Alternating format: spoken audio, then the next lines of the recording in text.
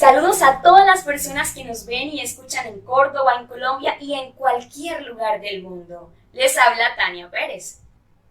Esta es la presentación del 29º Festival de Literatura de Córdoba y del Caribe, acto cultural que va del 2 al 4 de septiembre del 2021, a partir de las 3 p.m. hora colombiana. Este año, al igual que en 2020, por obvias razones de salud pública, tenemos que asumir la modalidad virtual. El festival de este 2021 está dedicado a la vida y a la obra del magno escritor y pintor toludeño y caribeño Héctor Rojas Erazo, quien este año cumple el centenario de su nacimiento. En este 29º Festival de Literatura contaremos con la participación de los escritores José Manuel Vergara, Ignacio Verbel, Nelson Castillo, Guillermo Tedio, Adolfo Ariza, Clinton Ramírez, Reynel Díaz Erazo, Juan Pablo Olmos, Julio Díaz Miranda, David Pérez Dau, Enan Jiménez y José Luis Garcés González, oriundos todos del Caribe. Pero también tenemos la presencia solidaria de varios escritores y profesores colombianos que residen y ejercen la docencia en universidades de Estados Unidos y México. Ellos son Joseph Afsky, Carlos Abreu, Sebastián Pineda, Esnedi Zuluaga y David Betancourt.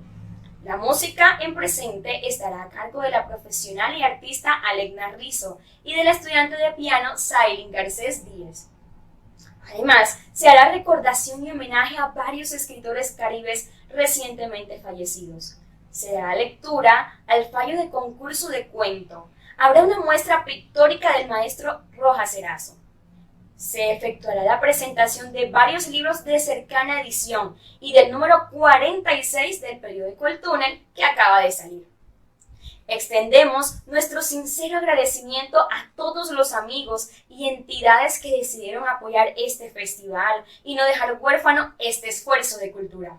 Bienvenidos al primer día del 29º Festival de Literatura de Córdoba y del Caribe.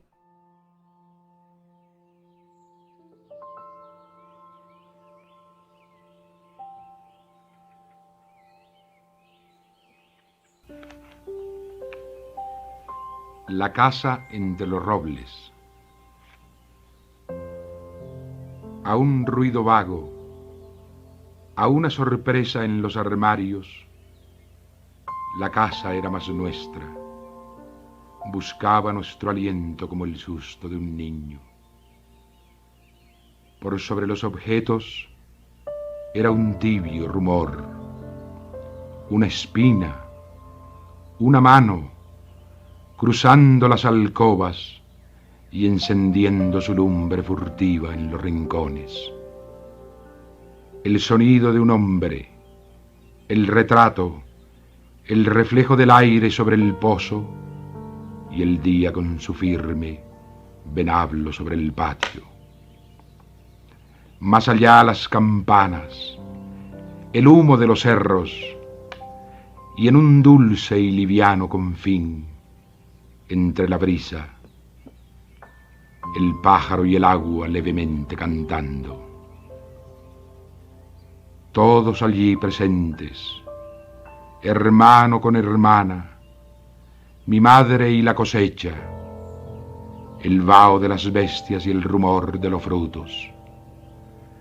Adentro, el sacrificio filial de la madera sostenía la techumbre. Una lluvia invisible mojaba nuestros pasos, de tiempo rumoroso, de fuerza, de autoridad y límite.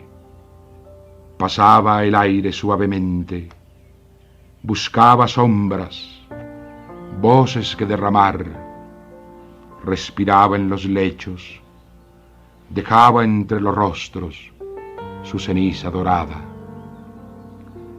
Era entonces el día de hojas, de potente zumbido, el día para el cántaro, la miel y la faena.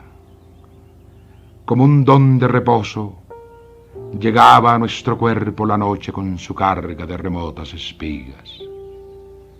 Nuestro pan de anhelado resplandor, nuestro asombro y las lámparas derramando sus ángeles sin prisa en los espejos. como un hombre que anhelara su parte, su sitio en nuestra mesa, el viento dulcemente flotaba en los manteles.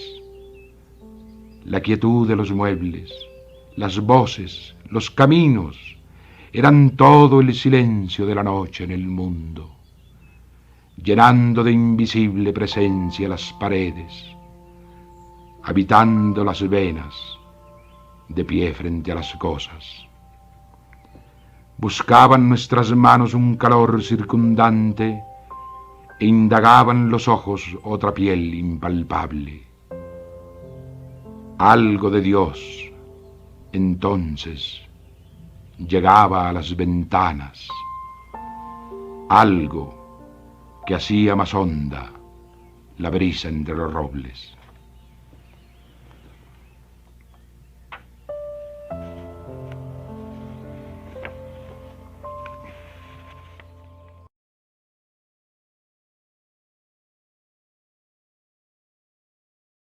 El saludo para todos los amigos del grupo literario El Túnel y mi agradecimiento por esta invitación al Festival de Literatura 2021. A José Luis Garcés González, mi abrazo fraterno. Voy a compartirles en el día de hoy algunas ideas en torno a la obra de Héctor Rojas Erazo. Es un texto que he titulado Héctor Rojas Erazo, escritor de lo trascendente y de lo humano. Héctor Rojas Erazo es una cifra monumental dentro de la literatura colombiana y latinoamericana, y sus creaciones son testimonio de la inocencia, la perversión, la sublimidad, la trascendencia, la criminalidad y la perfidia del hombre universal. No es Héctor Rojas Erazo un creador que se ande por las ramas. Devela sin rodeos la estructura terrible y la estructura admirable de los humanos. Por ello es uno de los pocos autores que en la narrativa y en la lírica de Latinoamérica introduce filosofemas, profundas reflexiones y sentencias en cuanto a lo que somos, a lo que nos mancha y a lo que nos rutila. Ello permite que su obra se enfoque hacia lo trascendente y hacia lo humano, tanto en sus creaciones literarias como en las pictóricas.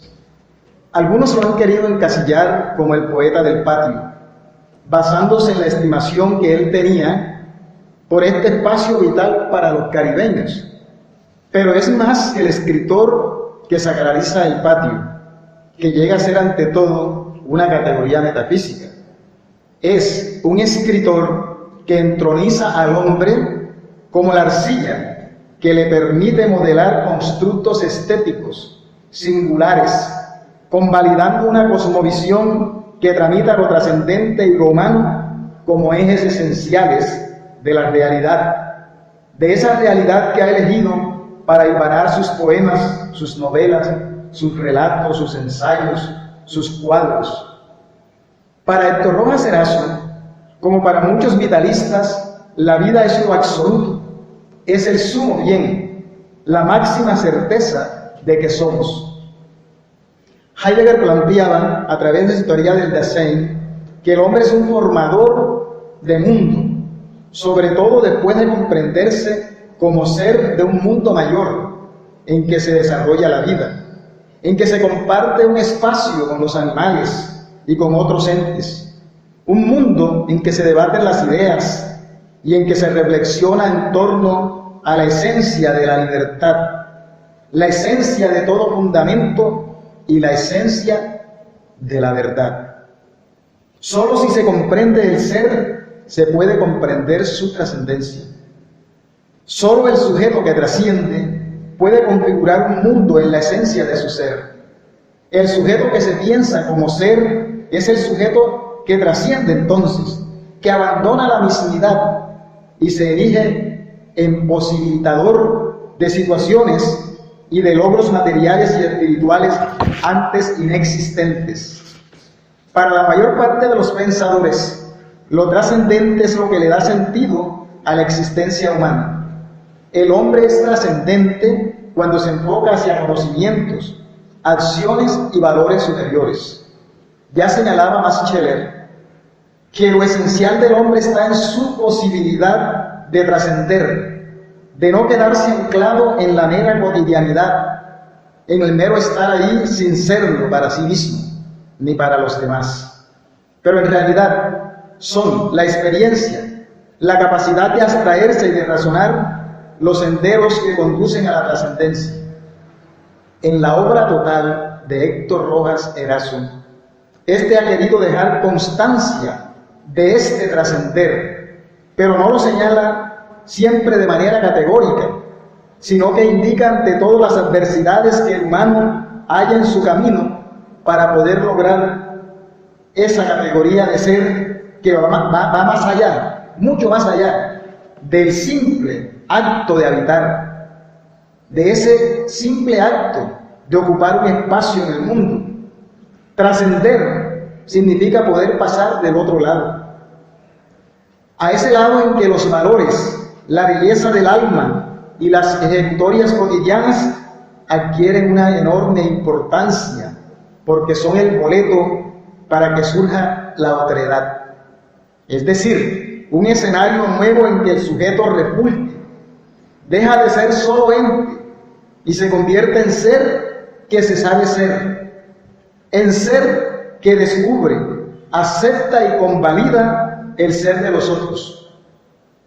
Por ello, en la gran obra del escritor toludeño se muestran las llagas, las rupturas, la carcoma que acompaña la ruina, todo enmarcado por un torbellino del cual el hombre procura levantarse para acceder a un nuevo día, a un nuevo atardecer, a una nueva esperanza.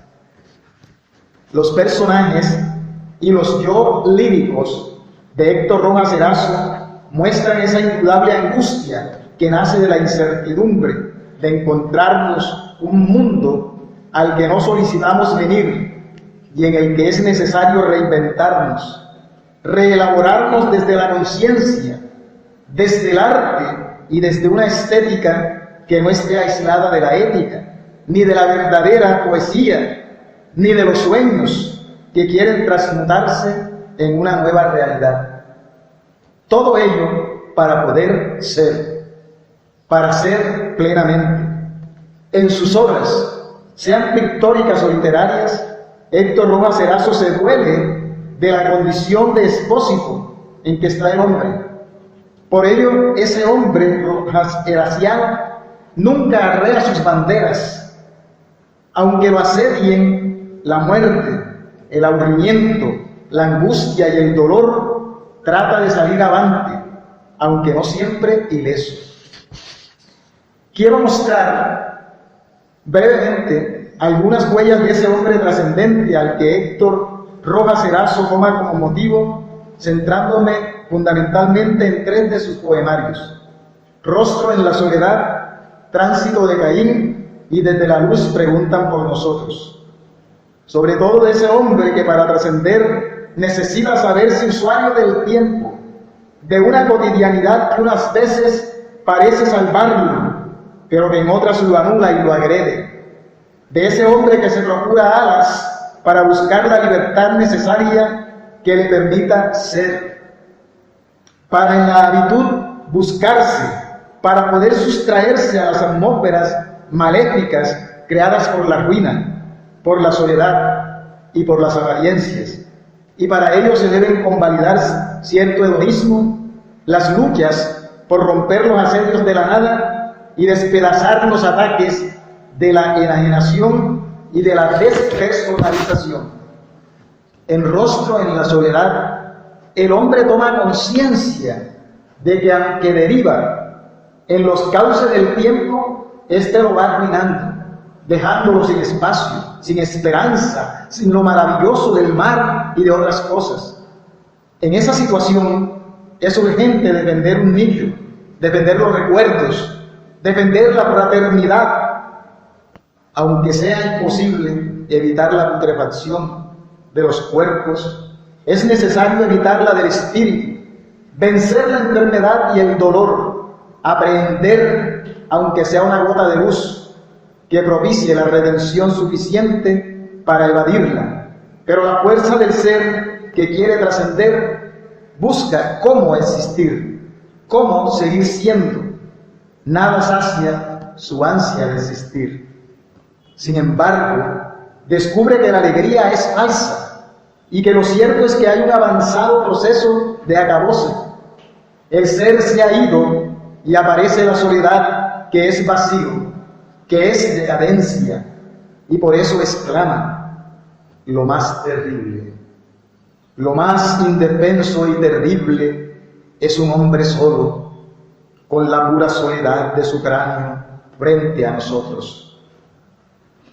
Héctor Rojas Erazo entonces descubre que somos parásitos del tiempo y de la vida, de los elementos y de la geografía. Una praxis hedonista puede ser salvadora.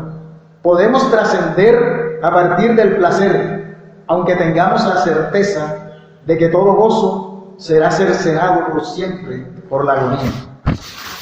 En Tránsito de Caín, el segundo libro que quiero abordar, se nos informa que Caín no puede trascender porque ha sido condenado, porque sus manos han estado tintas de sangre inocente, porque se ha enfrentado a los dictados de la divinidad. Caín es carne para el olvido, es un hombre abrumado por la sentencia celestial, el cielo contra un ser terrenal, la omnipotencia contra la debilidad de un ser mortal. Y podemos encontrar estos versos: Caín, ojo de Dios te mira, te rompe, te persigue, te busca duramente por la tierra y el fuego. Caín, arcilla de maldición, tostada sed de higuera, herido por los 4 venablos de tu nombre. El poeta siente que debe clamar por Caín. El destino suele no ser justo, casi nunca. Los dioses no siempre practican las virtudes. A veces el castigo es más inclemente que la culpa. Caín es victimario, pero también es víctima del desafecto de su Dios, que no es practicante de la equidad y al no serlo lo proyecta al delito. Sin embargo, Caín no merece tanto repudio, tan eterna penalidad. Hasta la naturaleza y sus seres perdonan a Caín, plañen por él, pero Caín está perdido en un pavor sin fondo. El castigo hace que el condenado pierda su blasfemia, pierda su personalidad, su impronta original, y por ello debe ser rehabilitado. Muchas cosas se le negaron y muchas situaciones se le escondieron, lo privaron del amor y de la calidez de la palabra. A pesar de que procuraba con tesón el bello eclosionar de la cosecha, el brillo policromo de los frutos y de los sabores, luchando diariamente con la tosudez del terreno, con los vaivenes del clima y con el desafecto y la soledad. A Caín lo fustigaron, lo alejaron de la fornicación y de las delicias del hogar, de la pitanza con los suyos, del fulgor de unos ojos. Por eso el poeta considera que merece compasión y que a pesar de su crimen no se han borrado sus arrobos ante el paisaje circundante. El poeta rechaza la indefensión del sancionado y grita: ¡ay! ¿Quién tuviera puños como 2 universos para golpear el pecho de Dios y hacerle brotar respuestas como ángeles? Caín entonces merece la indulgencia, merece otra oportunidad para trascender, merece fraternidad. Solo ello permitirá la recomposición de su ser. En Tránsito de Caín, Héctor Rojas Erazo introduce un poema de amor titulado 4 estancias, como rubricando que a Caín podría salvarlo el amor, un amor como el que ahí se canta. En el último libro que quiero comentar, Desde la luz preguntan por nosotros, Héctor Rojas Erazo nos da a entender que debemos salir al encuentro de la iluminación.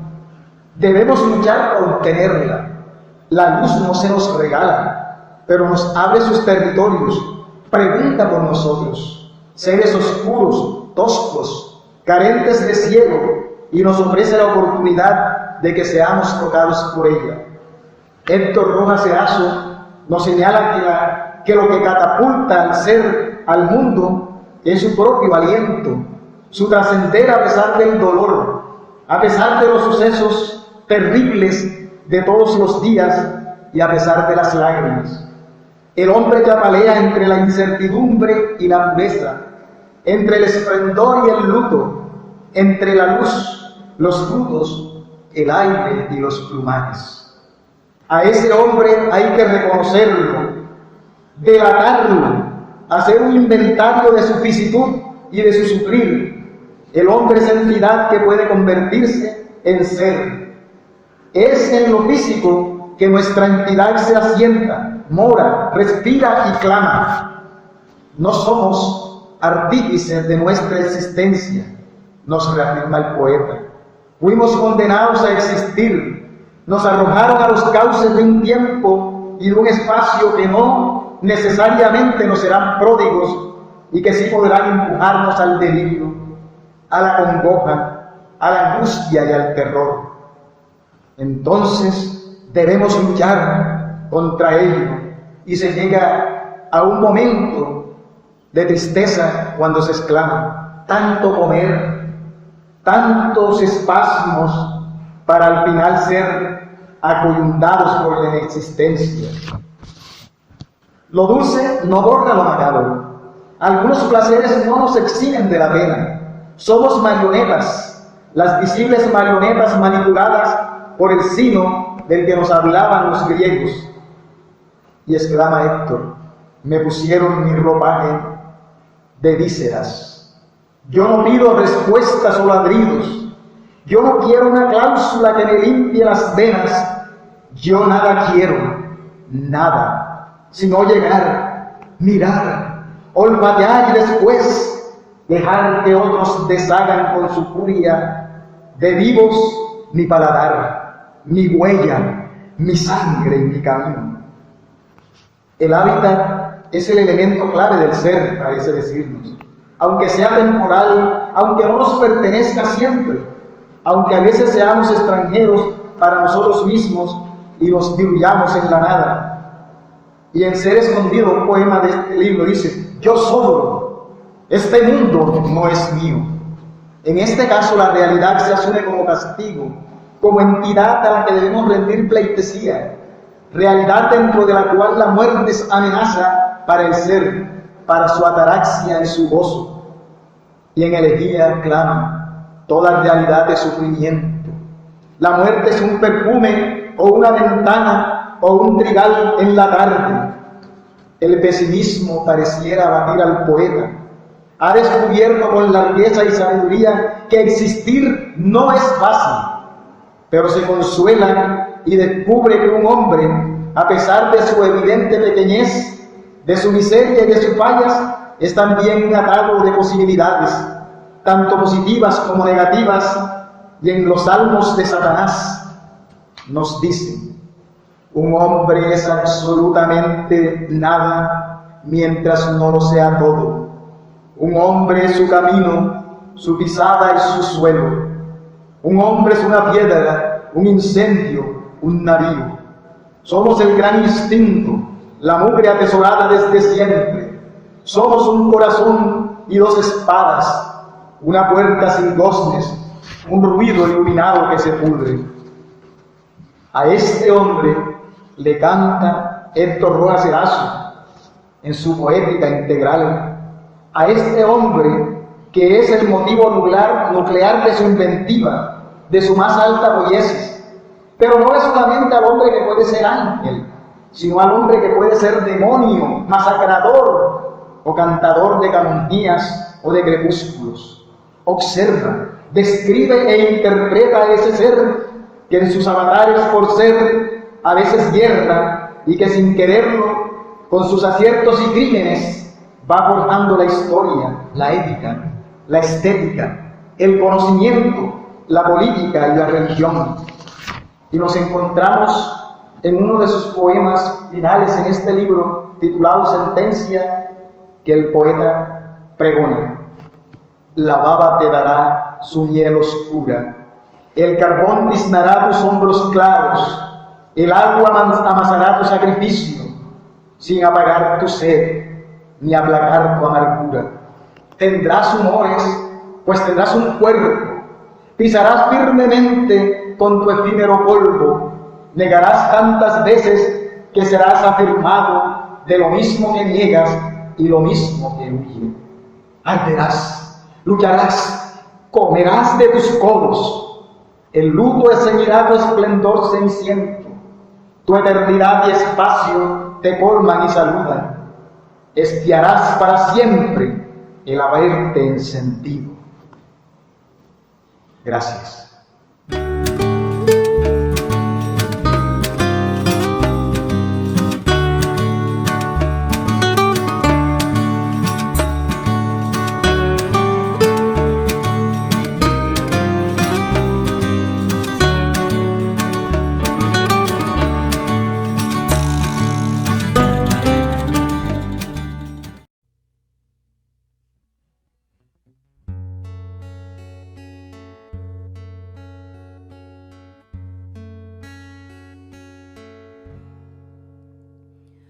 ¿Cómo podré pedirle al corazón que no te siga amando si tú eres mi mayor necesidad para seguir soñando?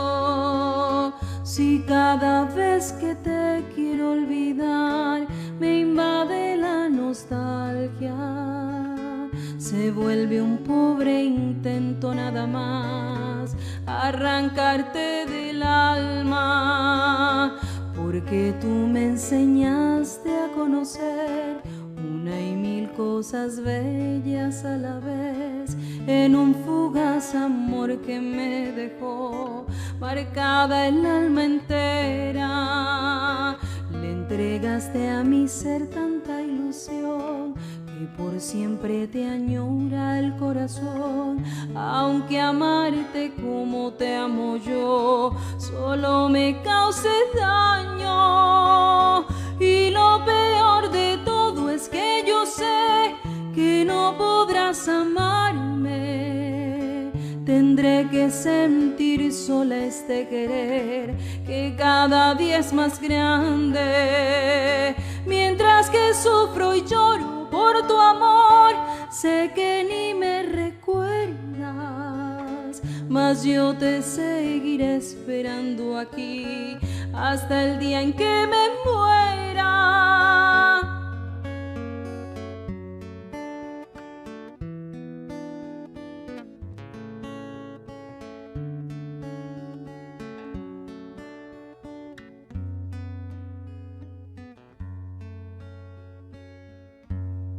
Y lo peor de todo es que yo sé que no podrás amarme.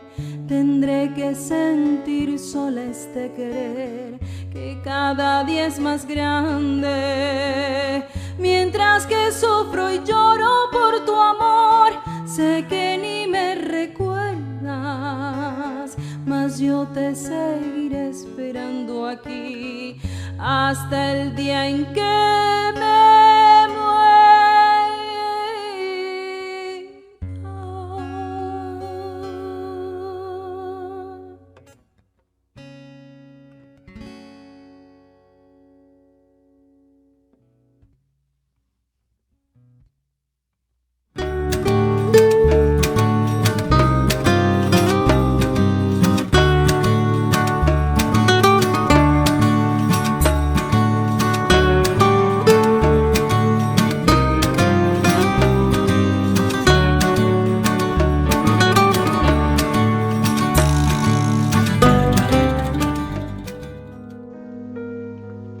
Escritores caribes fallecidos recientemente: el samario Álvaro Miranda, el samario barranquillero Ramón Baca, el monteriano Amaury Díaz, el cienaguero Guillermo Enríquez y el sucreyo José Ramón Mercado Romero.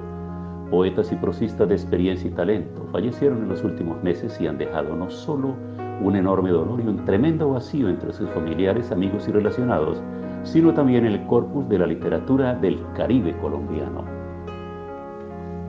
No podemos olvidar los rotundos trazos históricos en la prosa y el verso de Miranda, el sarcasmo y el humor en los textos de Vaca, la tendencia sensual en los cuentos de Díaz, en los brotes aristocráticos y tradicionales en los relatos y el teatro de Enríquez, en los solventes poemas de extracción oral y familiar de José Ramón Mercado.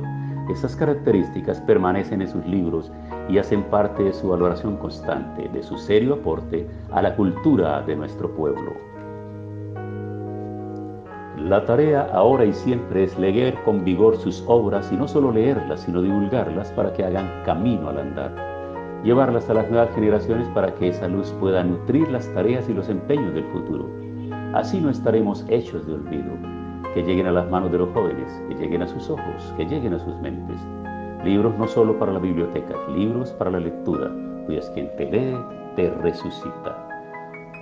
Palabras de José Luis Garcés González, a la memoria de estos inolvidables escritores fallecidos.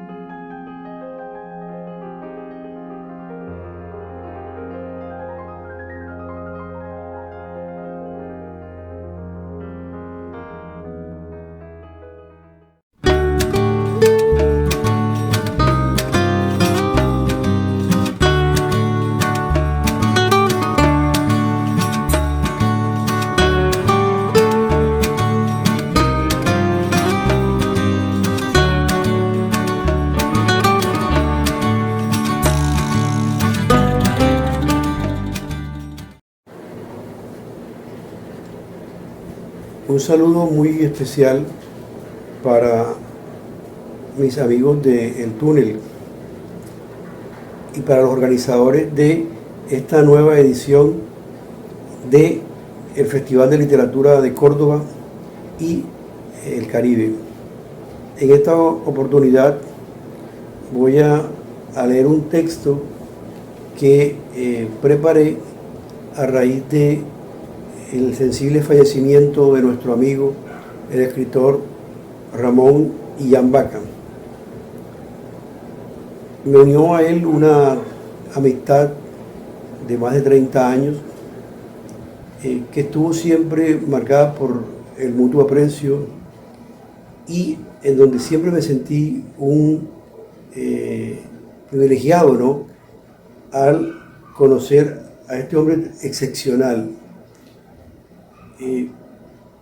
No conozco muchos escritores, tanto como debería conocer, pero de todos los que he conocido, sin duda Ramón Vaca ha sido uno de esos escritores singulares con el que uno se encuentra y muy difícilmente uno lo puede olvidar. Casi que uno vive como un efecto, vive como atrapado, ¿ya?, por la gracia, el humor de un hombre como lo fue él, ¿no? Yo he sido un lector más o menos fiel de su obra literaria, especialmente de los cuentos.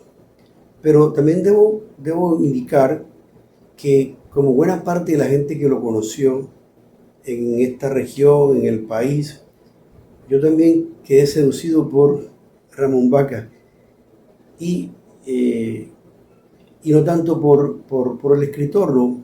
Lo que quiero decir es que si bien sus cuentos me encantaban, creo que me encantaba mucho más disfrutar la compañía de Ramón Vaca. Pues bien, mi texto se titula Ramón Illán Vaca, la invención de un hombre.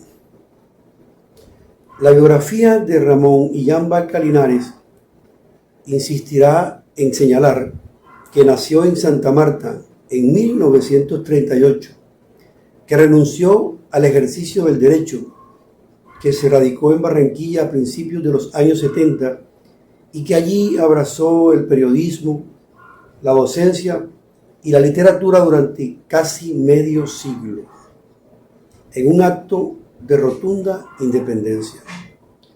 La biografía de Ramón será tajante al puntualizar que murió en la madrugada del 17 de enero de 2021, a escasos días de cumplir 83 años.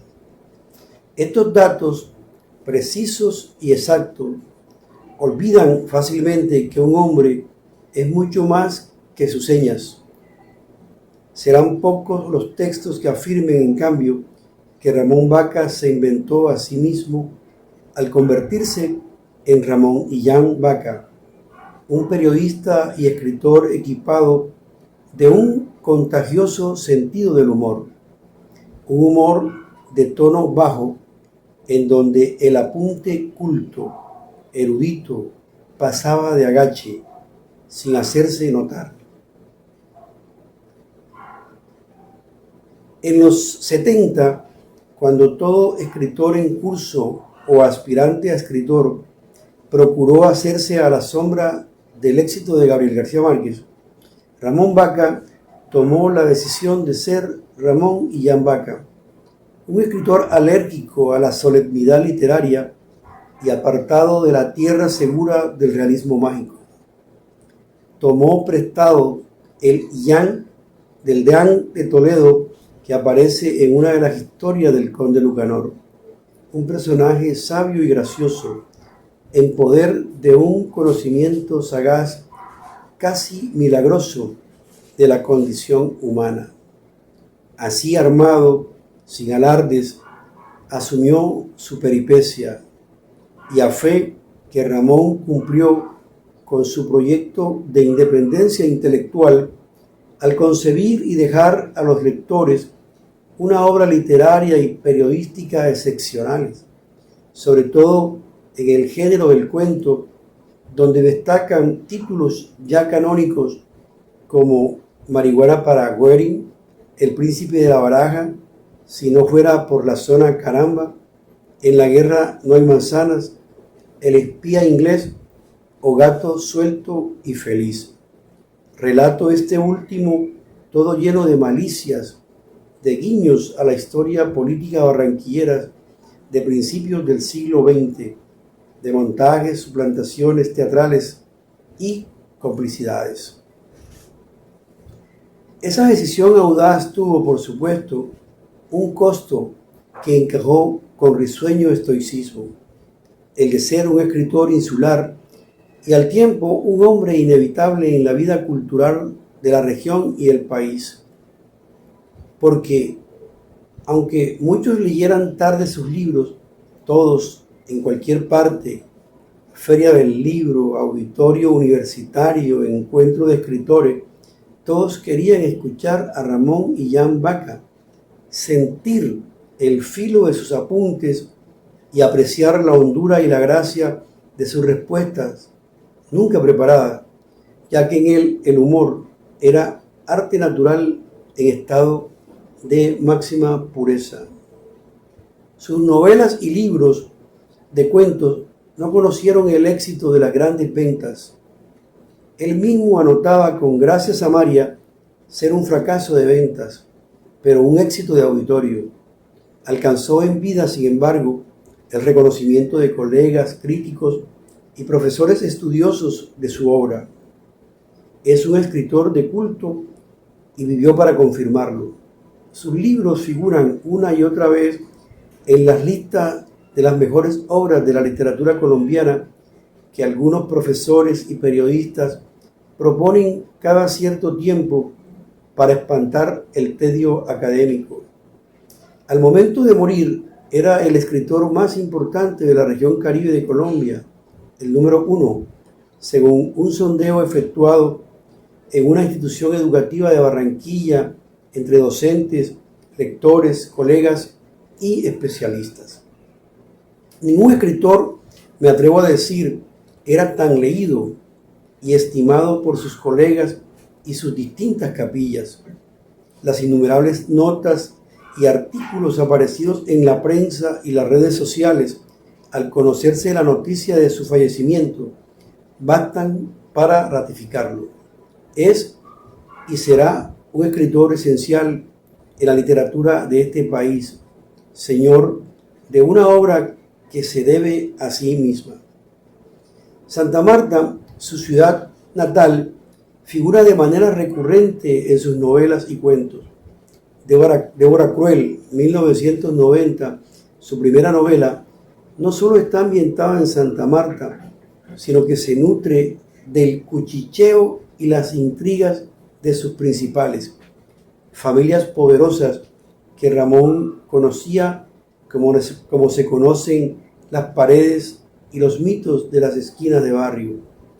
Si no fuera por la zona Caramba, para solo citar un cuento, recrea con una fidelidad asombrosa los incidentes que rodearon la famosa fiesta que en 1929 la élite bananera de la ciudad le tributó a Cortés Vargas, el general que un par de meses antes comandó con plenos poderes la masacre de obreros en Ciénaga y sus corregimientos.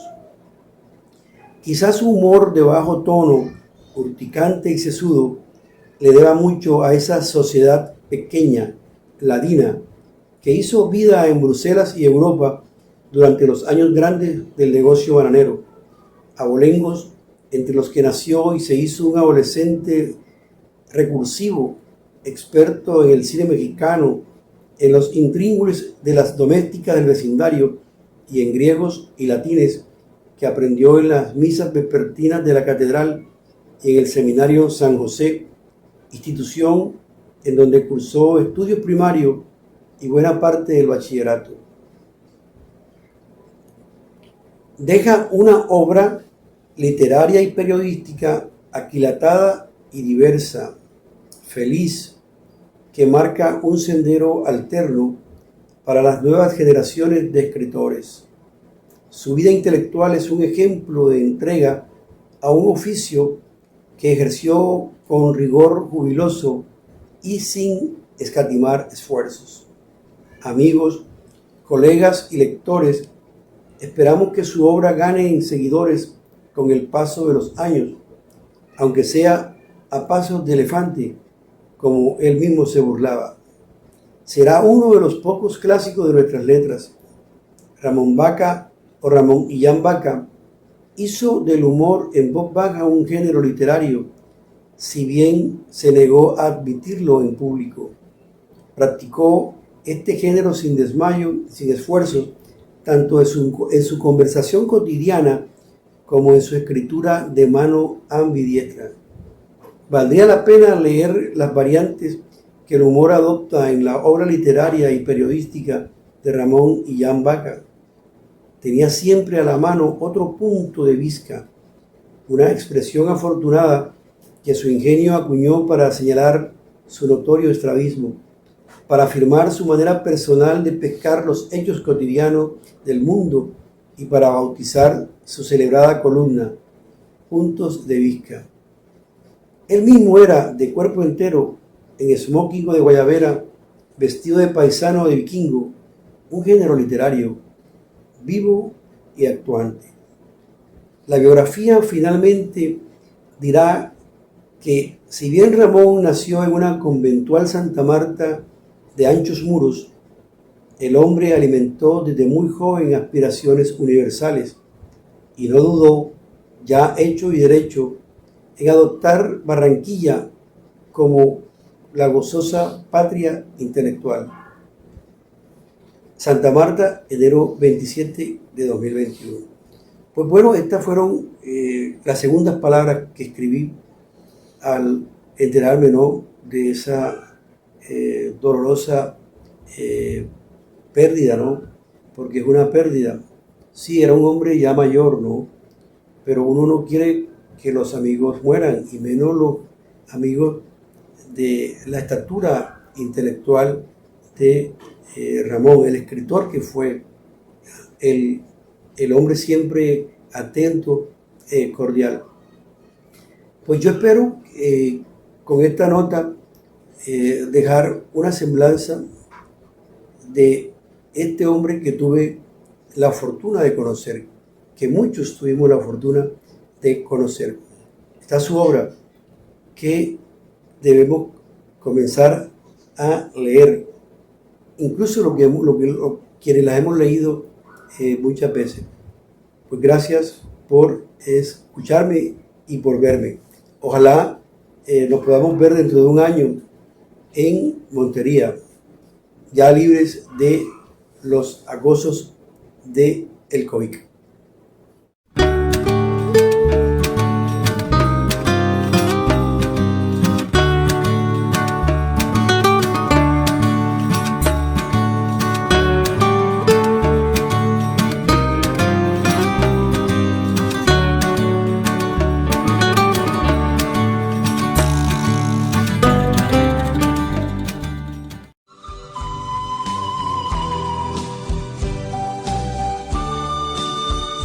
En silencio, después de muchas cervezas ingeridas, la muerte cavilaba en la misma idea. Intentaba entender el porqué de tanto gozo, tanta alegría desbordante, si en el entorno de todos había un pozo repleto de indignación, de miseria y de frustración. La muerte recompuso su camisa negra, ajustó su pantalón, miró la rústica vara larga y blanca cuyo gancho terminaba en una punta ansiosa, y entre inquieta y nerviosa metió sus manos en los bolsillos.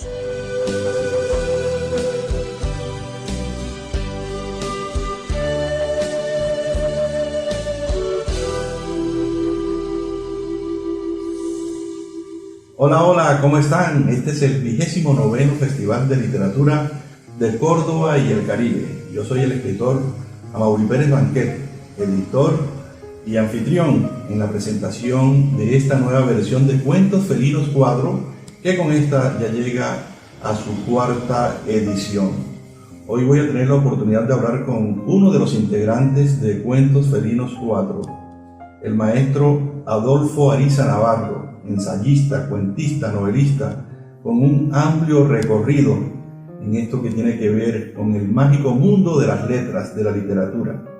De manera que le doy las gracias por haberme invitado a ser parte de este diálogo. Y bueno, enseguida le doy la bienvenida, y con la bienvenida mi primera pregunta. Maestro Adolfo Ariza Navarro, ¿qué son los cuentos felinos? ¿Por qué este título tan singular que ha permanecido invariable a través de los 4 tomos hasta ahora publicados?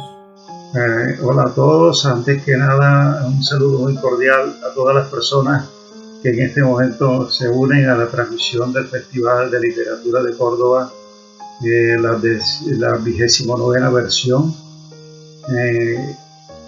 y darle las gracias a la gente del túnel y cabeza José Luis Garcés González por darnos de nuevo la oportunidad de presentar, de estar aquí otra vez para presentar una nueva versión de Cuentos Felinos. El año pasado presentamos Felinos número 13 en el trasfondo del festival, y ahora nos toca la versión 4 otra vez de esta forma virtual. Nos hubiera gustado, saben, estar presente, compartir, interrelacionarnos con ustedes, pero bueno, que nos preguntaran cosas sobre el libro, que charláramos sobre los cuentos al calor de una cerveza o de un refresco en la Avenida Primera, pero bueno, ya no es posible, por lo menos tendremos que esperar un 9 años. En cuanto a Mauri, en cuanto a tu pregunta de qué es Cuentos Felinos, yo podría resumírtelo de una manera muy corta. Cuentos Felinos es como la gran casa, ¿no? Como una gran casa con una ubicación específica, que es el Caribe colombiano, ¿no? Y esa gran casa está caracterizada por todo lo que significa vivir en el Caribe colombiano, con sus colores vivos, con sus colores fuertes, con sus soles de fuego, con sus grandes crepúsculos rosas, con la gente, el calor de la gente, el juicio tal vez que nos caracteriza, esa manera desarrollada de ver la vida, la manera de enfrentarla, pero también la manera de enfrentar el final de esa vida. Entonces, Cuentos Felinos es todo eso y encierra todo eso. Cuentos Felinos es la invitación que tenemos todos los años, un grupo de escritores del Caribe, para soñar en sus páginas, ¿no? Cuento Felino es una invitación para quedarse a vivir en un libro para siempre. Cuentos felinos es la invitación para quedarse a vivir en un libro para siempre. Tremenda expresión, ¿no? Maestro Adolfo, ¿cómo nace la idea de reunir a un grupo de cuentistas para crear un libro colectivo de cuentos? Aquí mismo, en el Festival de Literatura de Córdoba, ¿no? En esta casa, en este gran edificio que construyó José Luis Garcés González, ¿no? Que ha sido 29 veces soñado por él, y que el sueño continúa. Nos reunimos 5 escritores de distintas ciudades, con una distancia de kilómetros, que no nos veíamos casi nunca, pero que desde ese momento empezamos a vernos acá en el festival, y nació como una manera de complicidad, como una manera de celebrar la amistad, porque así nació. Y pensamos tal vez, y con el tiempo nos dimos cuenta de que la mejor manera de encontrarnos era en las páginas de un libro. Por eso se creó Cuentos Felinos. De aquel grupo inicial recuerdo nombres como Raimundo Gómez Cáceres, como Clinton Ramírez, como Guillermo Tello, el mismo José Luis Garcés González, que nos convoca por primera vez, y bueno, con mi persona empezamos ese proyecto, empezamos a buscar dineros, y hasta que nació o surgió más bien una revista digital llamada La Casa del Asterión, patrocinada por la Universidad del Atlántico, quien hizo el gran favor de patrocinar la primera edición de Cuentos Felinos, ¿no? Entonces ahí se nos fueron dando, y cada año se siguió proyectando un nuevo libro. Creo que las buenas ideas tienen eso, ¿no? Que solo falta la persona o las personas que se dediquen a soñarlas. Entonces, cuando son soñadas, nacen inexorablemente. ¿De dónde viene el título Felinos, maestro? ¿Cuál es su origen como tal? ¿De dónde viene el nombre recurrente de los felinos? Bueno, haciendo memoria, creo que viene un poco de la inclinación que sienten los autores que participan en este libro por este tipo de animales, ¿no? Creo que en mi caso particular veo en el género felino un parecido extraordinario, ¿no? Una afinidad con los seres humanos. Como ellos somos cautelosos, somos celosos, estamos a la expectativa, siempre estamos como la caza de algo, ¿no? Entonces muchos cazan el amor, otros cazan el dinero, otros cazan la felicidad, otros desgraciadamente son expertos en cazar el infortunio, los persiguen las desgracias, ¿no? Y a veces la vida no equipara esas cargas. Entonces nosotros, los escritores, estamos a la caza de historias, siempre estamos a la expectativa de encontrar algo más. Cazamos en las vidas de esos que están a la casa del dinero, a la casa del amor o a la casa de la felicidad, de todas esas cosas que ya hablé antes. ¿Qué tanto ha cambiado el libro de hoy con respecto a las versiones anteriores? ¿Ha tenido algún cambio? Esta vez el libro no tiene el prólogo que ya estaba acostumbrado, que era construido por el profesor Abraham Rumsfeld, ¿no? El profesor norteamericano.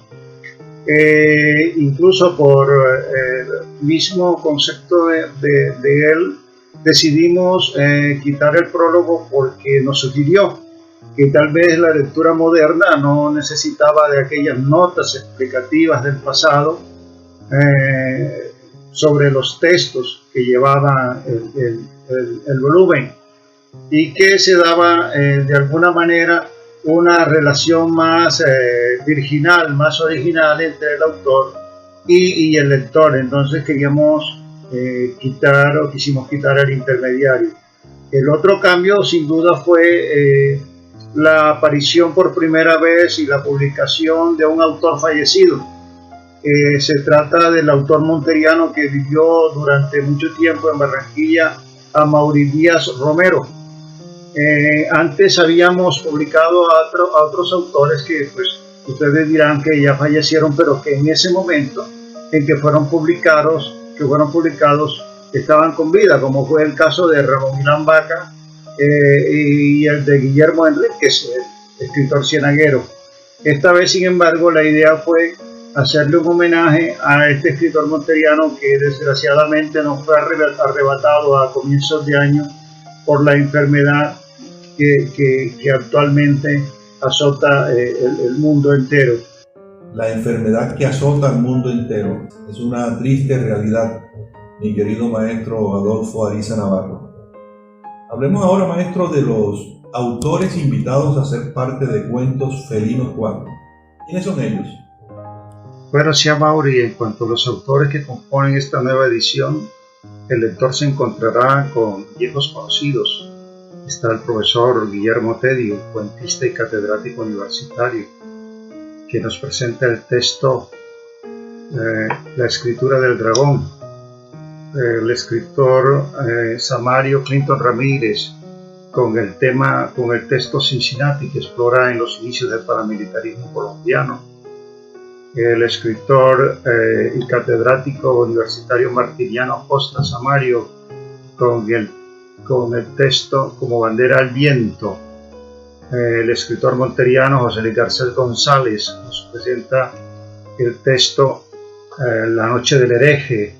Ramón Molinares Sarmiento, con el texto Los mismos de siempre, y la periodista y escritora Anabel Manjarres Fraile, quien escribe el texto Aroma para ángeles.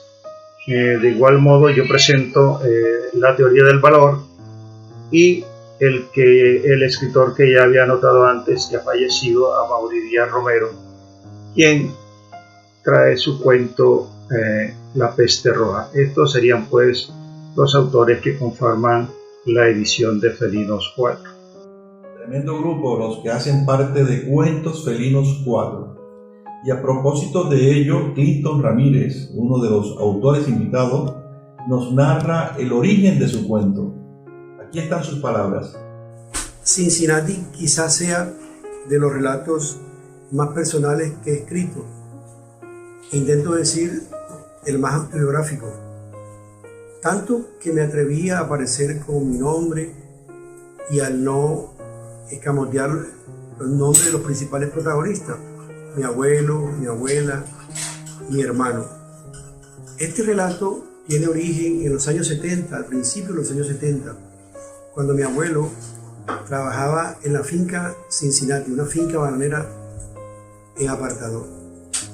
Y la anécdota que está allí expresada, espero con alguna fortuna, es la de un tipo que llegaba a entregarle información a mi abuelo sobre las actividades de los obreros que intentaban sindicalizarse. Mi papá le pagaba, lo tenía en nómina, para que el tipo no tocara a los obreros. Pero el tipo insistía en ello y mi papá entonces insistía en pagarle para que los dejara quietos. Esa es la anécdota central. Ahora, lo más importante no era la propuesta del tipo, no eran las intenciones de mi papá para que él se mantuviera tranquilo, lejos de los obreros, sino el tipo en sí. Era un hombre joven, de algunos 30, 35 años. Iba en una moto que para la época era una moto elegante, muy bien vestido, con ropa de marca, bien perfumado. Y era un tipo, como he dicho, elegante, simpático. Sin embargo, el tipo vivía de matar gente. Bueno, esa era la imagen y la voz de Clinton Ramírez, uno de los autores invitados a ser parte de Cuentos Felinos 4. Maestro, parece sencillo trabajar con autores veteranos, que uno diría que se la saben todas en este oficio del arte de escribir. ¿Cuánto tiempo les tomó la preparación del libro? ¿Cuánto tiempo nos toma la preparación del texto? Pues es realmente muy variado, ¿no? Yo creo que el primer libro nos tomó un año completo. Ahorita nos toma de 4 a 6 meses mientras nos organizamos, cruzamos textos, buscamos a la persona que se encargará de la edición. En esta ocasión fuiste tú con la editorial Torcasa, del otro año no se sabe, habrá, no sé, críticas sobre la edición entre nosotros y ya decidiremos si nuevamente Torcasa se encarga de hacer la edición. Pero es eso, ¿no? El año que viene seguramente yo no seré el encargado de editar el libro, que en este caso fue mi primera experiencia como editor. Tal vez el otro año tengas que vértela con alguien más exigente, alguien que en verdad sepa del oficio, y entonces pensarás que cuando te tocó conmigo fue realmente un paseo que ya no volverás a tener. Bueno, muchas gracias al maestro Adolfo Ariza Navarro por tenerme en cuenta, por tener en cuenta a la editorial Torcasa, por escribir y por hacer parte de Cuentos Felinos 4. Maestro, sus palabras finales para cerrar este agradable diálogo. Bueno, el tiempo definitivamente se pasa rápido cuando hablamos de las cosas que nos gustan. Bueno, esperar que el otro año volvamos a estar en la ciudad de Montería presentando una nueva versión de Cuentos Felinos. Yo creo que debe ser así. Yo creo que ya hay que pasar esta página negra de la historia mundial, ¿no? Y yo creo que sí, vamos a estar en Montería y vamos a estar hablando y conversando de literatura, y vamos a abrazarnos y vamos a preguntarnos qué hemos hecho, y iremos a la Avenida Primera a tomarnos, como digo, una cerveza y a ver pasar el río, que es como ver pasar la vida, ¿no? Y agradecer a José Luis García González, ¿no? Y agradecerle al túnel, a todos esos tesoneros que están ahí luchando para que este evento se haga posible, ¿no? Si llegamos a la 29 versión, yo creo que la 30 la tenemos en hilo. Ya ellos están soñándola, entonces como les dije antes, ¿no? Cuando uno sueña las cosas, están cerca de que se hagan posibles. Así que éxitos para todos y nos vemos el otro año con seguridad. Un abrazo. Nuevamente, muchas gracias al maestro Adolfo Ariza Navarro y a los demás integrantes de Cuentos Felinos 4. Vamos a cerrar con la opinión de uno de los primeros lectores del libro, el escritor Enrique Alegría Dulcamara. Muchas gracias por su atención. Creo que en estos 8 autores, particularmente en 4, hay un movimiento, hay una propuesta nueva en el contexto de la literatura, no del Caribe, sino universal. Entonces, es muy rico encontrarse, por ejemplo, con ese juego de utilizar el olor, los aromas, como en el caso de Anabel Manjarres, como el caso de Clinton Ramírez, que son autores, incluso en otros autores igualmente se encuentra una riqueza inmensa, ¿no? Una riqueza inmensa. Cada uno de ellos, por ejemplo, Clinton Ramírez, Amaury Díaz Romero, incluso José Luis Garcés González igualmente, todos cogen elementos de la actualidad. Asimismo sucede con Guillermo Terio, sucede con Adolfo Ariza, con Martiniano Acosta, el juego que hace con la muerte, por ejemplo. Eso de matar las furias con una botella de aguardiente, eso de, por ejemplo,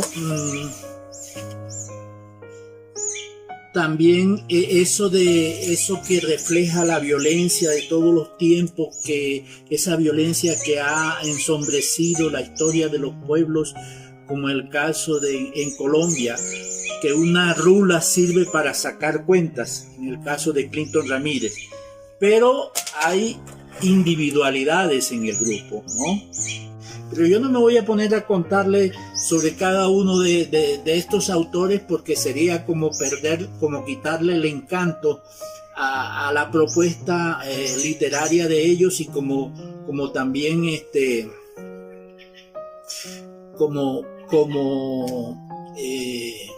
quitarle un poco la magia al asunto, en el sentido de que ustedes de pronto van a querer comprar el libro y realmente es valioso. El viejo escritor toma un descanso en su obstinado tecleo y se echa al gaznate a escondidas de su mujer un whisky seco de la botella de Juanito el Caminador que oculta tras la obra completa de su maestro Capote en un brindis por el final feliz que le ha dado a la historia del jardinero y Constanza frente al pirata Morgan. Se embarca ahora en un nuevo relato motivado por los hechos que divulgan las páginas de Crónica Roja de la prensa local. Se rasca la cabeza, ajusta sus espejuelos de miope y continúa chuzando el teclado del obsoleto computador con sus dedos amarillos de nicotina como si estuviera sacando chorizos de un brasero.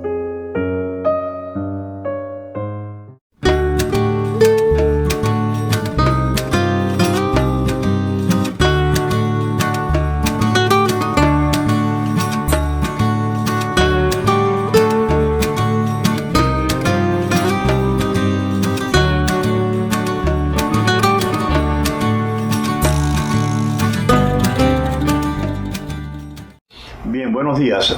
Voy a extraer la esencia de un trabajo mayor sobre la obra de Héctor Rojas Erazo. Exactamente de la obra En noviembre llega el arzobispo.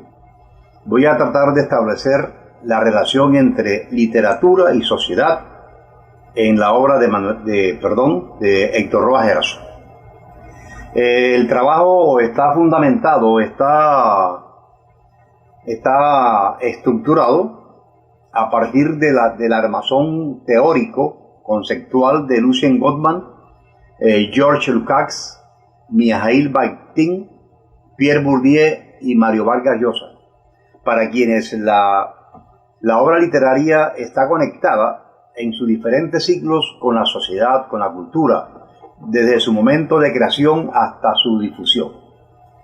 El universo teórico conceptual de Pierre Bourdieu, el sociólogo francés, sirve de base para tratar de explicar, de comprender un poco el fenómeno de Héctor Rojas Erazo en el panorama del campo literario colombiano y latinoamericano, que también es aplicable al caso de Manuel Zapata Olivella.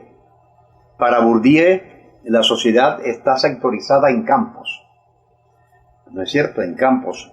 En este sentido, ¿qué es un campo? Un campo son redes de organización social, constituida por agentes que compiten en el interior del campo con sus apuestas.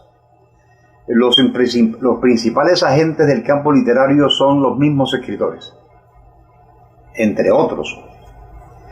En algunos casos la calidad literaria de las obras no depende incluso ni siquiera de la misma calidad de la obra, de la calidad intrínseca de la obra literaria, sino de los agentes del campo, quienes se encargan de difundir o ignorar la obra literaria de un autor.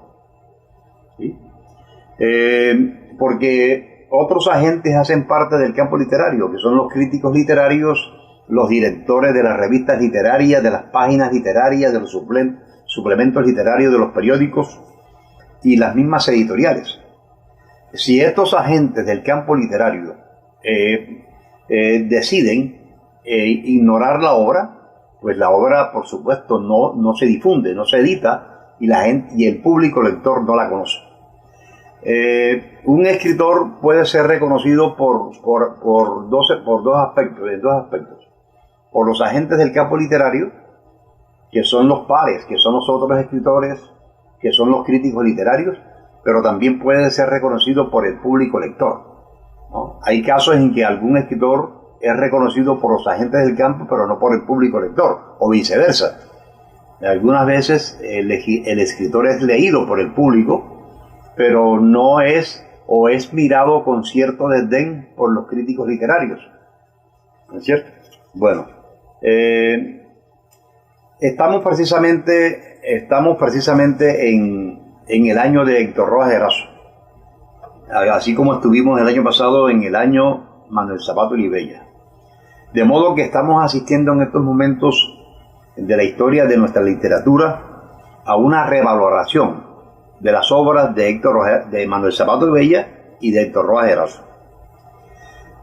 Al fin y al cabo, el destinatario natural de la buena literatura es la posteridad. Se dice que el escritor escribe para la posteridad.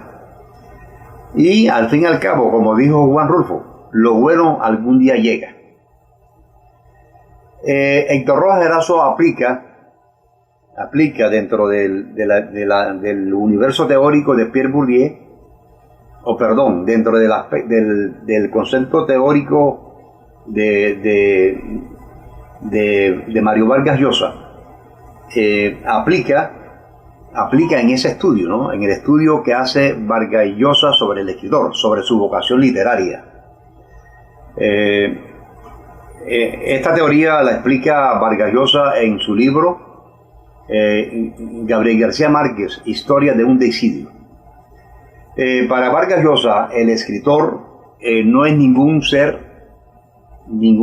escogido por los dioses, como creían los románticos, sino una persona de carne y hueso a quien le sucedieron algunas cosas en la infancia o en la adolescencia, cosas que lo marcaron con fuego para siempre y que se le convierten en obsesión, en fantasmas, y que luego en el universo de su creación exorciza como unos demonios a través de un mundo ficticio donde la realidad sucede como él quiso que sucediera.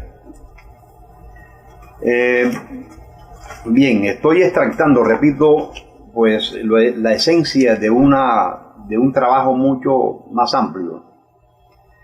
Bien, en el hábitus de Héctor Rojas Erazo, el hábitus es también una categoría conceptual correspondiente al universo de Pierre Bourdieu. Como veremos más adelante, el hábitus son prácticas culturales que la persona recibe o ejecuta en la infancia o en la adolescencia, tanto en la familia como en la escuela, como en el barrio, como en los diferentes espacios sociales, y que luego gobiernan la conducta, el comportamiento de esa persona. Entonces, en el hábitus de Héctor Rojas Erazo, uno supone las vivencias de un esplendor y luego las cenizas del derrumbe, el deterioro, la ruina, que es una temática que se desarrolla y que cobra la fuerza de un leitmotiv a lo largo de su obra. La ruina, el deterioro, el derrumbe. Héctor Rojas Erazo dijo alguna vez que en los días de su infancia le tocó presenciar el valor con que su abuela Celia, que habría de convertirse en un personaje recurrente en su obra, luchaba contra la lenta destrucción que asolaba el antiguo esplendor de la casa donde había nacido. Fue testigo ocular y sensorial de ese proceso de deterioro al que eran sometidos los bienes de su familia. Su obra, desde Respirando el Verano hasta Celia se pudre, pasando desde luego por En noviembre llega el arzobispo, registra la pulsión por nombrar la ruina, la decadencia, la degradación, el deterioro, dentro de un sistema de isotopías que dominan el eje narrativo de la obra, como lo veremos más adelante en el análisis. En noviembre llega el arzobispo, no es ni mucho menos un alegato contra el latifundio, ni representa la lucha del hombre contra la naturaleza. Esta novela es la soledad del hombre enfrentado a un orden establecido. Se detecta ahí los estragos físicos y espirituales del hombre, su degradación. Esto, desde luego, la distancia de las novelas primitivas, que Vargas Llosa llamó de esa manera. A pesar de las influencias, Héctor Rojas Erazo no copia a los escritores europeos, copia la realidad. No le sirve a la realidad, se sirve de ella. En noviembre llega el arzobispo, aún sobreviven personajes estereotipados. Algunos encarnan la crueldad, como en el caso de Leocadio Mendieta, el Gamonal. Otros, como Etelvina, representan la resignación.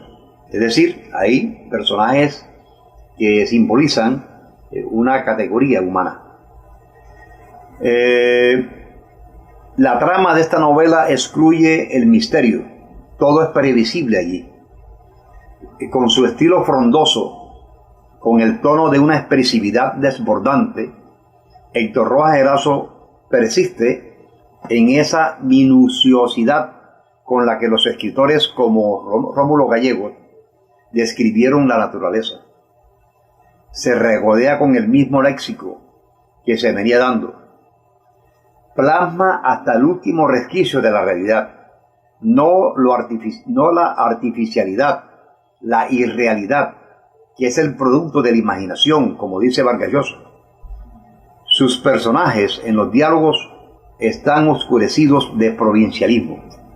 El narrador de Rojas Erazo, tanto en el escenario de la prosa como en el del verso, es lírico. Un narrador lírico que se introduce en el alma de los personajes y de las cosas. Ese deseo de cubrirlo todo lleva a ese narrador al escenario del barroquismo, si se quiere, que puede en algunos casos incluso obstruir el curso de la trama. El hecho de que en esta novela se sepa de la existencia de Leocadio Mendieta a través de la evocación de los otros personajes de la novela no parece un elemento gratuito en la estructura narrativa. En primer lugar, se trata, en el aparataje semiótico de la novela, de una intención del narrador, de construir la idea de que alguien que se mueve como un fantasma lacera el recuerdo de los demás, de aquellos seres desdichados que aún recuerdan las acciones de injusticia, los gestos que constituyen el poder destructor del Gamonal. Si vemos el hábitus como un sistema de disposiciones y de percepciones que el ser adquiere de manera natural en determinados contextos y que orienta de alguna manera el pensamiento y el comportamiento de los agentes, entonces podríamos construir la idea de que la forma de presentar, en este caso al protagonista de la novela, tiene sus orígenes en la estructura narrativa de La guerra y la paz de León Tolstoy, donde Napoleón, en algunos pasajes de la obra, es evocado por los personajes que en las fiestas hablan en torno a la guerra. En una de las entrevistas que le hicieron a Héctor Rojas Erazo, él incluye entre sus libros preferidos La guerra y la paz. En noviembre llega el arzobispo Leocadio Mendieta. Es el causante de muchas cosas malas que han sucedido en Cedrón. Pero eso solo se sabe a través de los personajes que aún recuerdan con rencor las crueldades del Gamonal. En noviembre llega el arzobispo, la famosa novela, la formidable novela de Héctor Rojas Erazo, no bien ponderada, diría yo. Esta novela le da forma a un cuestionamiento a la hegemonía de un Gamonal en un pueblo donde se origina un proceso de deterioro que alcanza la superficie de las cosas y los valores de los seres, reduciéndolos a la resignación y a la desidia. La novela, como lo han visto algunos estudiosos de la obra de Héctor Rojas Erazo, acentúa básicamente tres líneas temáticas centrales que pueden enunciarse así. La primera, donde se nos presenta un tipo de sociedad en la que la inocencia de la infancia, representada en los mismos hijos del gamonal y en algunos niños del pueblo, se deforma por la presencia del miedo. La segunda temática nos plantea los diferentes niveles de opresión a los que el gamonal Leocadio Mendieta somete al pueblo de Cedrón, donde todos, incluyendo su mujer y sus hijos, son miembros de un vasallaje rendido a instancias del miedo. La tercera temática, que se inaugura en el título de la obra, nos plantea un cuestionamiento a la idea que los habitantes del pueblo, incluyendo el mismo gamonal, veneran a Dios y a las instituciones eclesiásticas, erigiendo a Dios como el único camino de la salvación de las almas. Una primera aproximación al análisis nos lleva a detenernos en el título de la obra. ¿Cuál es su razón de ser dentro de la estructura global de la misma? Aunque no constituyen en verdad móviles exteriores en el plano de las acciones noviembre y arzobispo, los dos elementos lingüísticos de carácter semántico que integran el título se vinculan intrínsecamente a la significación global del texto. El arzobispo llega después de ser tan anunciado, pero su presencia fugaz en el pueblo, demarcada por los feligreses, puede pasar, si se quiere, inadvertida por el lector, desprevenido, sin que éste por ello pierda la conexión con el hilo narrativo de la novela.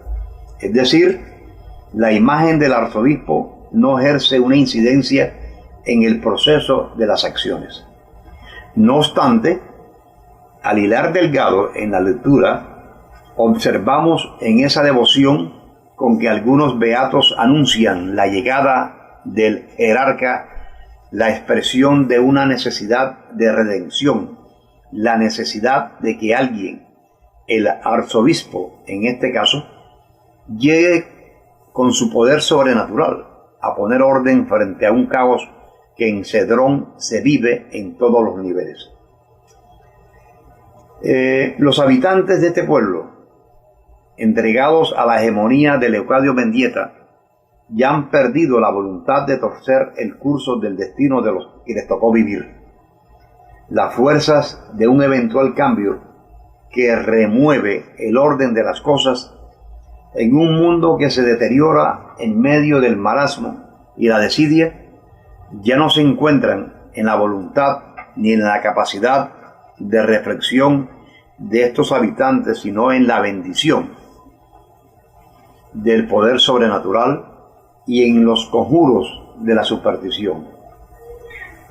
En medio de las dificultades, ante la línea brumosa del horizonte, abandonados todos a los designios del gamonal y de la fatalidad, la anunciación de la llegada del arzobispo se convierte en el pregón de una buena noticia ofrecida por los exponentes de la beatitud. Noviembre no alude a lo meramente temporal, al nombramiento de un mes del año. Su consideración dentro de la significación global de la obra tiene que verse a la luz de una dimensión cualitativa. Noviembre, en efecto, es el mes en que se festejan los carnavales en Cedrón, suceso tradicional a este que proyecta una significación incidental en la construcción de sentido de la obra.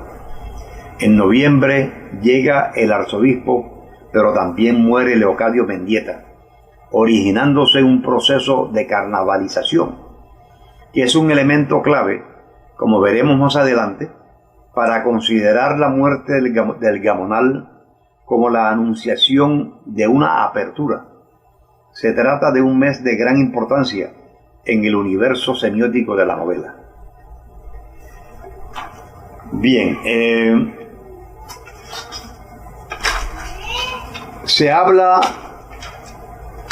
si nos adentramos en la textura de la estructura significativa, en los elementos narrativos que constituyen la puesta en forma de una determinada visión del mundo, nos ponemos de entrada en contacto con una serie de imágenes y unidades semánticas que definen isotopías dominantes, entendidas las isotopías como la interacción de unidades lingüísticas a lo largo del texto que producen sentido.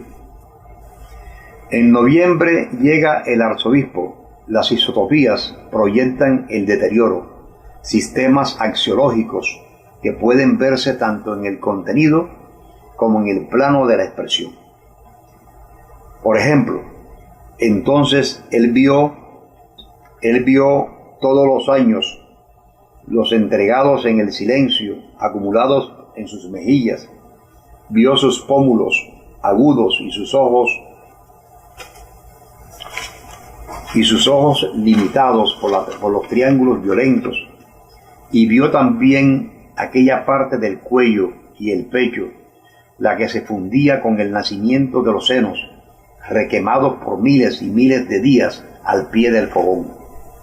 Aquella visión lejana que marcó la sensibilidad de Héctor Rojas Erazo en los días de la infancia, se manifiesta en la estructura narrativa de su novela, en forma axiológica, donde ya no solo la casa ni el patio, cronotopos recurrentes del autor, sino también en el pueblo, la comunidad, el ser en su integridad, son sometidos al deterioro. En el escritorio, por ejemplo, de un añoso color crema, alguna vez taponado en una fábrica extranjera, pero ahora agrietado y polvoriento, inclinado sobre su pata derecha, semejaba un piano sin teclas, con la tapa levantada. Es oportuno caracterizar en estos momentos el narrador de la obra. Se trata de un tipo de narrador en tercera persona, que para los árabes, como lo traduce Émile Benveniste, significa el que está ausente. Es decir, la historia se cuenta a sí misma, por fuera del elemento variable y propiamente personal, a diferencia del yo, que designa al que habla e implica a la vez un enunciado a cuenta del yo, diciendo yo no puedo hablar de mí. En tal sentido, la tercera persona enuncia un predicado por fuera del yo tú. La voz del narrador, puede decirse, es monocorde, sostenida en un mismo tono, y no se confunde con las voces de los personajes, quienes poseen sus propios idiolectos, sus conciencias individuales, independientes del autor, permitiendo observar así una pluralidad de voces y conciencias independientes inconfundibles, la auténtica polifonía de voces autónomas, como lo diría Bakhtin. Bueno, para concluir, y acorde con el tiempo estipulado, quiero entonces hacer una conclusión concisa. La obra de Héctor Rojas Erazo, en este caso, en noviembre llega el arzobispo, está conectada directamente con la cultura de un entorno que Héctor Rojas Erazo vivió en su infancia. Su obra es la proyección de su infancia, época de su vida que alguna vez Rojas Erazo manifestó querer escribir. Y pienso que sus obras es la proyección de ese momento de su vida, la infancia, donde él asistió a un esplendor, pero también al mismo tiempo a una decadencia, al derrumbe, a la ruina, al deterioro. Esta novela pues registra ese proceso de derrumbamiento que vive el entorno, en este caso Cedrón, que es el espacio donde sucede la historia de esta novela. Gracias.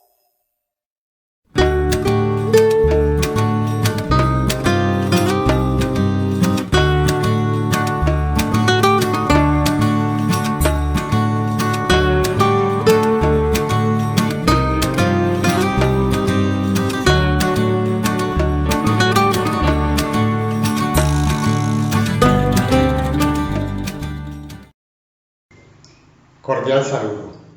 De antemano mis agradecimientos al Grupo El Túnel, al maestro José Luis Garcés González y al Banco de la República por esta gentil invitación. Mi experiencia como lector y escritor de cuentos. Pues bien, me inicié escribiendo pequeños relatos en hojas de cuaderno, con lápiz o lapicero. En casa no había una máquina de escribir y para esa época el computador pertenecía a la ciencia ficción. A finales de los años 70 aproximadamente, apareció mi padre con una máquina de escribir marca Remington, de segunda mano, como dicen por allí, y todos hicimos una algarabía, como si hubiera llegado el niño Dios con una bicicleta, un balón de fútbol y una muñeca para mis hermanos. Recuerdo que mi padre colocó la máquina de escribir en la mesa de sastrería y nadie se atrevió a tocarla hasta que él dio la orden. Por eso esperamos que mi padre instalara una hoja y empezara a maniobrearla con estos 2 dedos, más bien 4, índice y del medio de ambas manos. Y todos vimos que aquella cosa embrujada convertía su taqui-taqui metálico en palabras y frases con una impecable caligrafía. De allí en adelante nos tocó el turno a cada uno, de mayor a menor, dijo mi padre.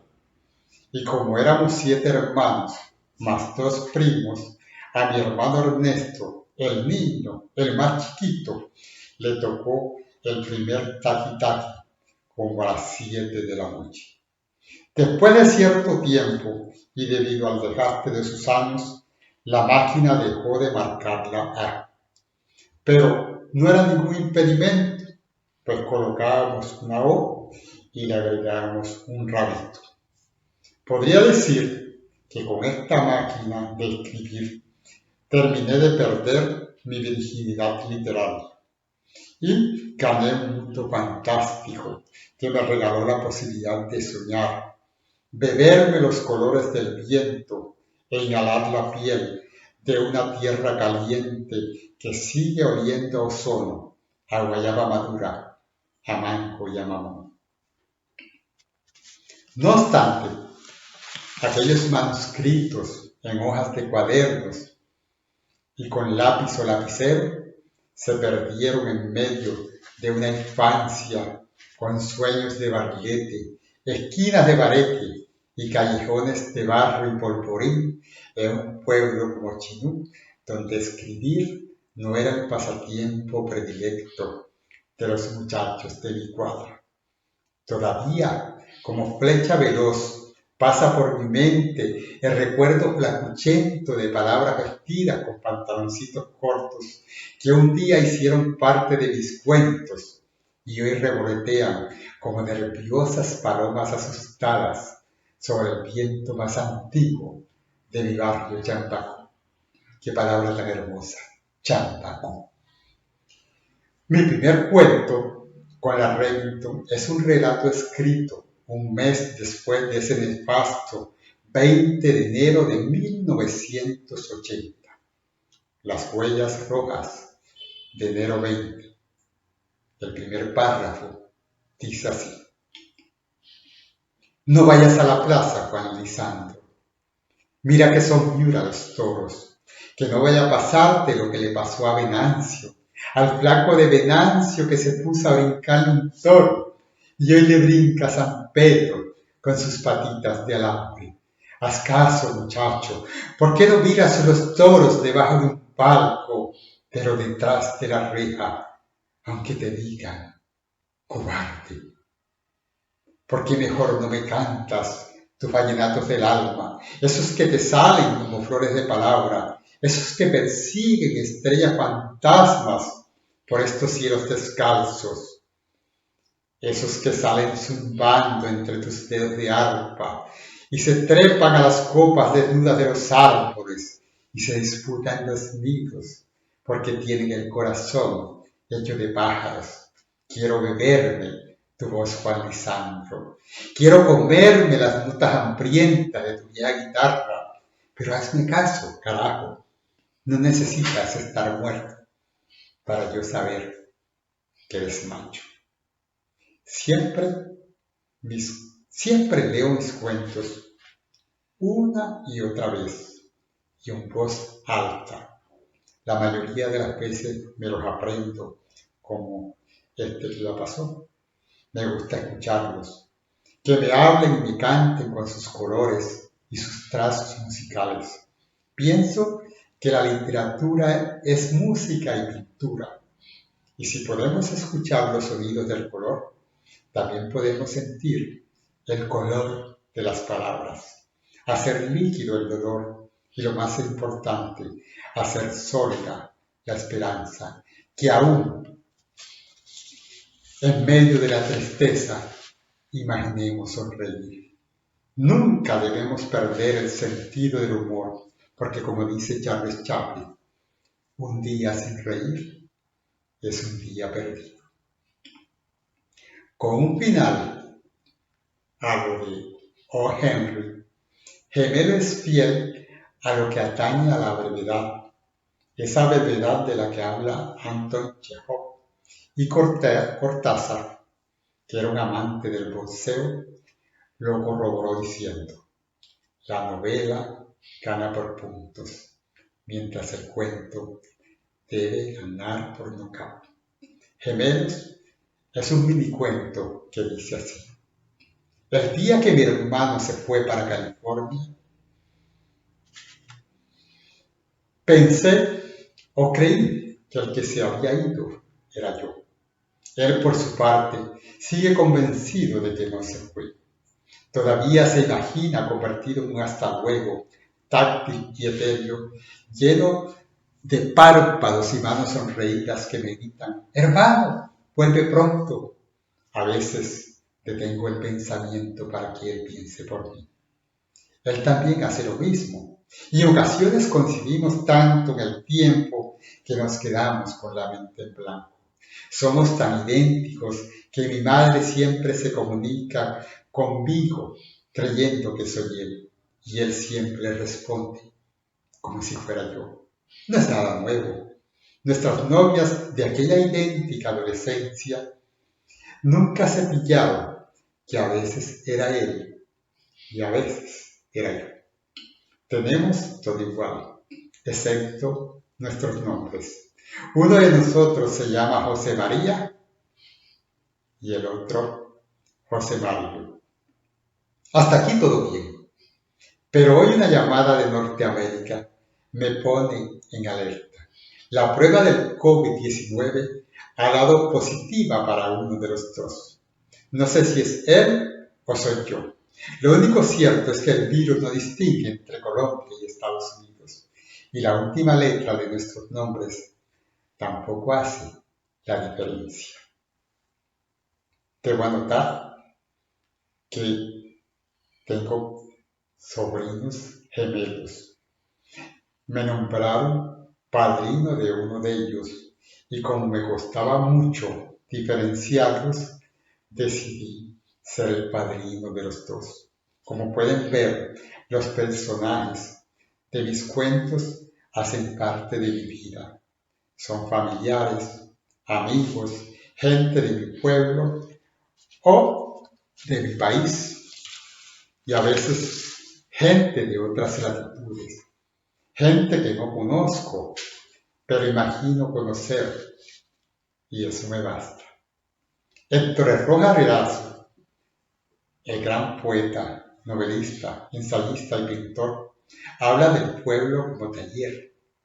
Agrega que toda ciudad, por muy monstruosa que parezca, no es otra cosa que un hacinamiento de aldeas, y remata diciendo que para mí es lo más importante: ser pueblerino tiene sus ventajas.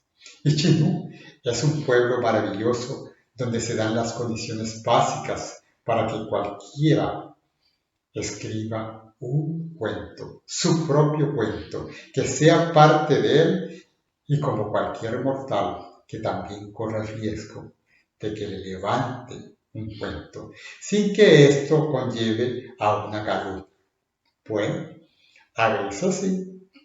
Yo creo, y es un concepto muy particular, que el escritor debe ser chismoso.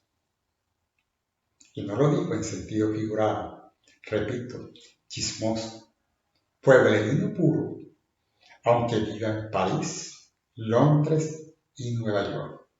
Debe meterse en lo que no le importa, saber hasta el más mínimo detalle de cada personaje y las interacciones con el medio circundante.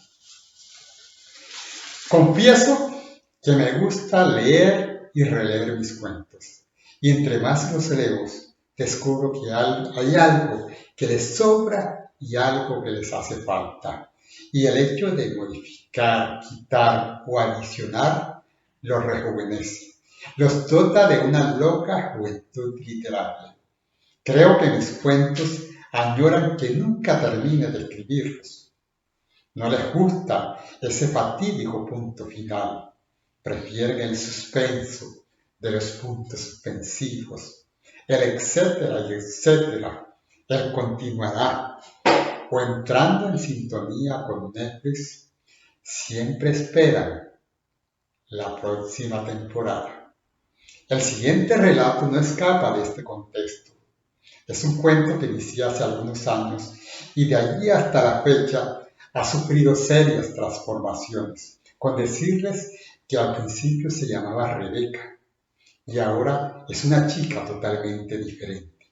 Creo que Rebeca nació y se hizo mujer en el interior de una hoja de papel, hasta crearse y creerse su propia personalidad.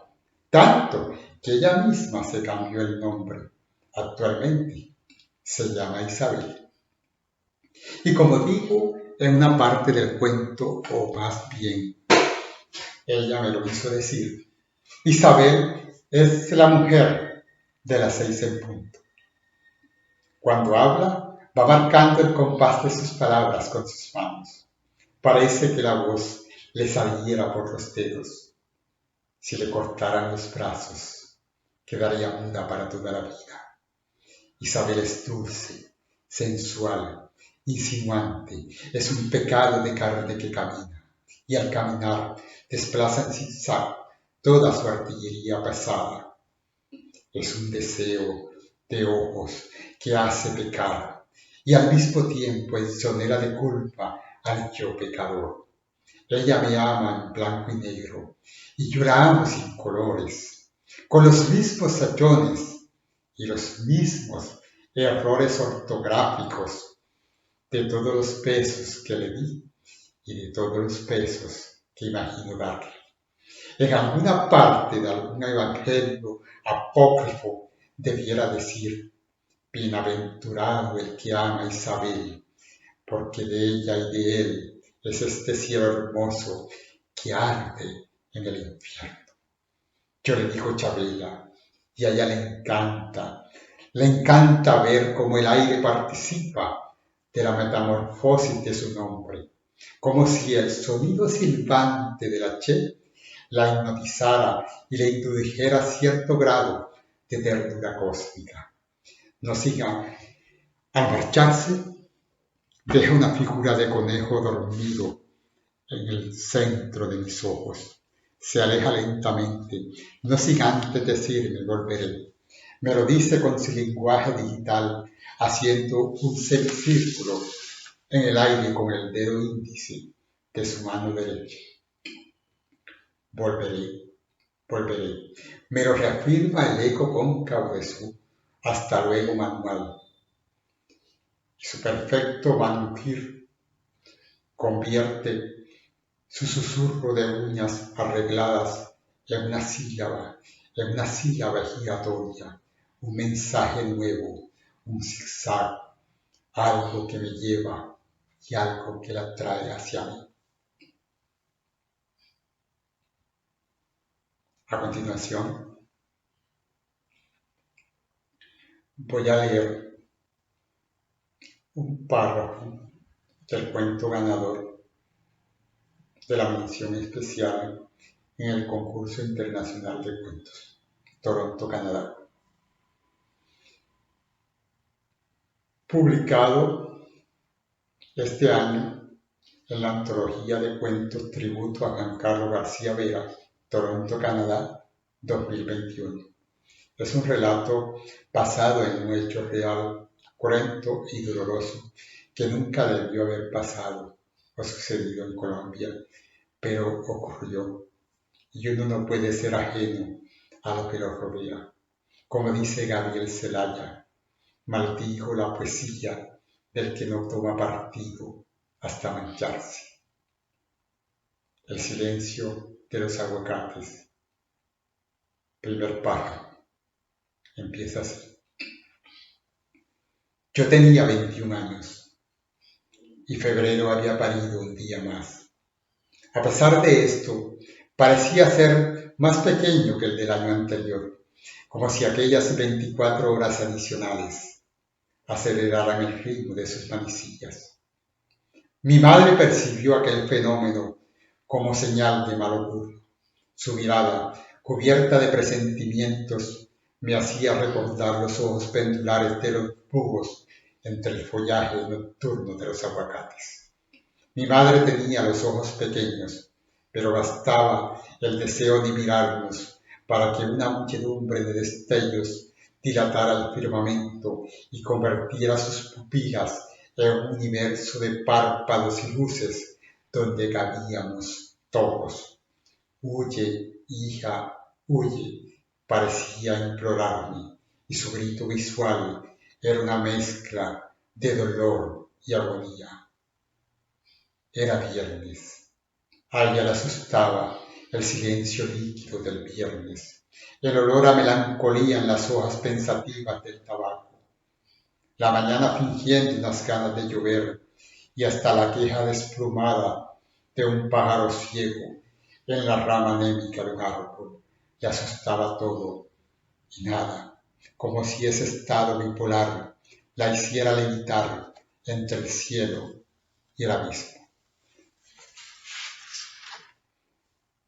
Para finalizar, voy a leer un fragmento de monólogo entre costuras, dedicado a la memoria de mi padre, Januario Díaz Flores. Dice así: cuando te montas en tu máquina de coser, parece que viajaras en las alas de un caballo. No hay noche que no escuche la risa de tus manos fornicando con tus telas. Esas manos que todavía cumplen un 18 de agosto y no han dejado de mirarme por el ojo de tu aguja. Todo lo calculaste. Hasta dejaste tijeras en cruz para exorcizar los fantasmas que venían a robarse el ladrido de Stalin y el olor de la canela en tu agua de toronjil.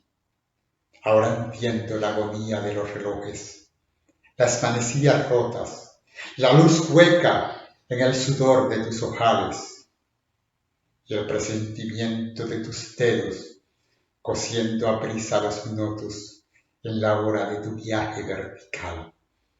Te imagino, padre, remendando un escondite, un espejo, el dolor de una pelota hecha patadas, un discreto olor a lápiz en las hojas de un cuaderno y la foto de la infancia, donde aún vivimos todos, donde abuelo todavía cruza a caballo 100 kilómetros de cuento, y tú con unos ojos de drill y gabardina, haciendo de tus dedales un tambor para cantar Guantanamera al ritmo de tu singer, la vieja como tú le decías, mientras acariciabas sus bobinas, besabas sus correas y te reías del tac, tac, tac de sus artríticos pedales. Parecía que ella era tu madre y tú, el mismo muchacho alegre de la cuadra, con un conflicto edípico aún por resolver. Gracias. Muchas gracias.